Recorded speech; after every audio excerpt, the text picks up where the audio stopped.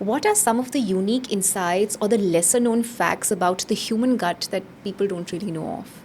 I think the first one is that we do not realize how important our gut is. Your gut is like the engine of your system. If your body is a vehicle, your gut is the engine. We always give credit to the brain, but we do not give enough credit to the gut.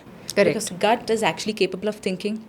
It digests your food and it also produces hormones. Approximately 20 hormones are made in the gut itself. So the first and foremost thing that any human should know is, what is your gut type? What is your body type? The moment you understand this, there begins the game.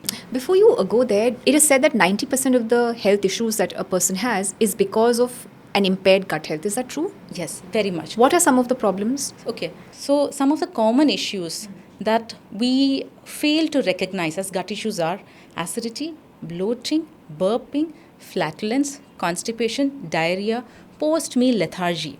We never give enough credit to these conditions. In fact, they are the alarming signs or the screams being sent from your gut trying to tell you that something is amiss, please look into me. So the moment you have these issues, the food that you have consumed is actually not getting digested properly. It is not getting broken down into Sara and Kita, which means nutrition and waste.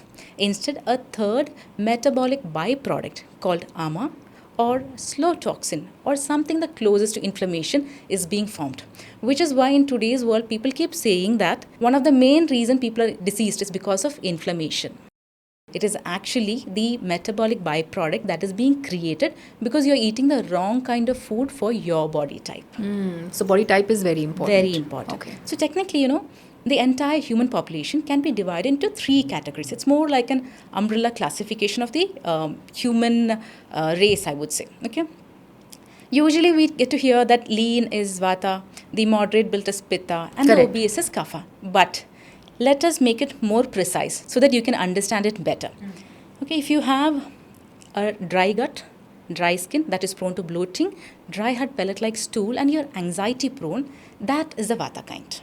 Okay, it can be the Prakriti, the body constitution that you are born with, or it can be something that you attain over a period of time because of your food, lifestyle, and stresses, and that is called Vikriti, a state of imbalance. So both of these can come under the category of Vata. Now comes the second category, which is prone to acidity, diarrhea, loose bowels, anger issues, snappiness, heated body. This is the moderate built Pitta kind. And then comes the third category, which is happy-go-lucky, not very hungry kind, easily prone to obesity or gaining weight. That is a Kapha kind. So these 3 are the umbrella classification of human body type. Which one would I be? You will be the lean Vata kind. Really? Yes. Okay. And you would be a I am Kapha the Vata? I am the Kapha Vata kind. Okay, because you have thick hair. Yes. Hai na? And if you see, I have a rounded body. It's not a very lean frame. Just like we have body type, there is also something called the gut type or the type of Agni. Okay. Now, some have the appetite only for 2 meals per day.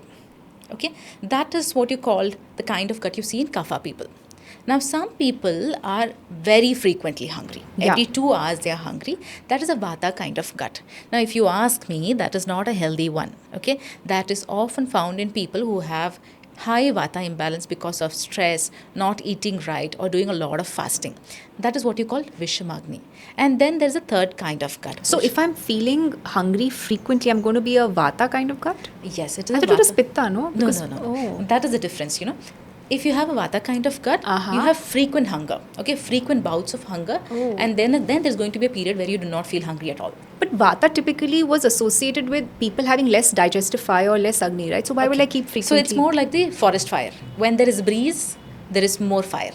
When there is no breeze or the wind, the hunger is less. Okay. Now, if you have consistently high kind of appetite, it's the Pitta gut. It's called Tikshna Agni. Typically speaking, Manda Agni is the one that is found in Kapha people who have only 2 meals per day and they're quite sorted with it.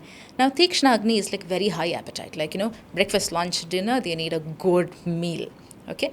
And they can also feel hungry in between. Now, this consistency is maintained in the Pitta kind or Tikshna Agni kind. And then comes the Vata kind of people. Like, when the wind is high, the Vata is high, the appetite is just like forest fire. It engulfs everything. They can eat an entire table of food. And then comes a period when the hunger is dead. They don't feel like eating. Right. Okay.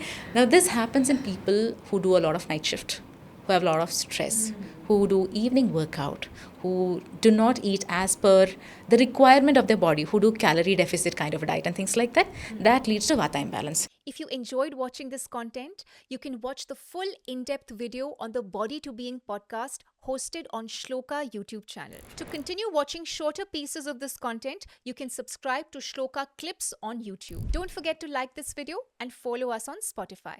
Pranam.